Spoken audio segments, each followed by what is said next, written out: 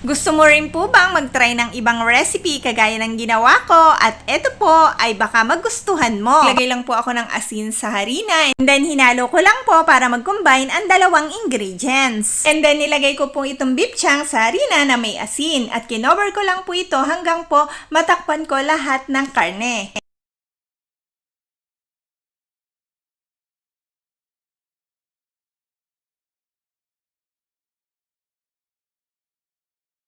Pagkatapos ko pong makover ang mga beef chunk ng harina na may asin, ay nag-init naman po ako ng butter. Hanggang ito po ay matunaw. Pagkatapos po nilagay ko ang garlic and then ang onions.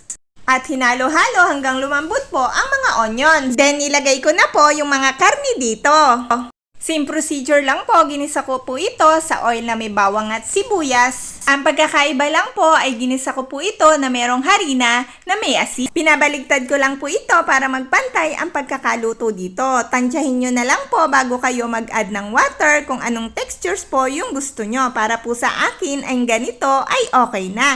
Kaya naman po nag-add na po ako ng water dahil po lulutuin pa naman po ito dito sa water. Pagkatapos ko pong mabaligtad lahat ng karne ay tatakpan ko po ito para ito po ay mabilis maluto. After ilang minuto po at naluto na ang kabilang side ay binaligtad ko po ulit para maluto naman ang kabilang side. Nang lumambot na po ang mga karne ay ini-add ko naman po dito ang patatas at carrots. After ko pong mai-add ang patatas at carrots, hindi ko na po ito masyadong hahaluin and then nag-add po ako ng asin. Konting halo lang po, hindi ko na po ito hahaluing maigi dahil po manipis naman ang pagkakahiwa ng carrots at patatas, kaya po madali lang po itong maluto. And then nag-add po ako dito ng green peas na may kasamang mais na nasa can. Pagkatapos naman po ay nag-add po ako dito ng white wine. At hinalo ko po ulit para mag-combine ang mga ingredients.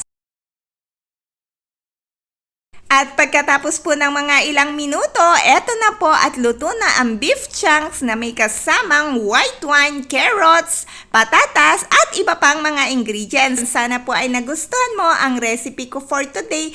Thanks for watching!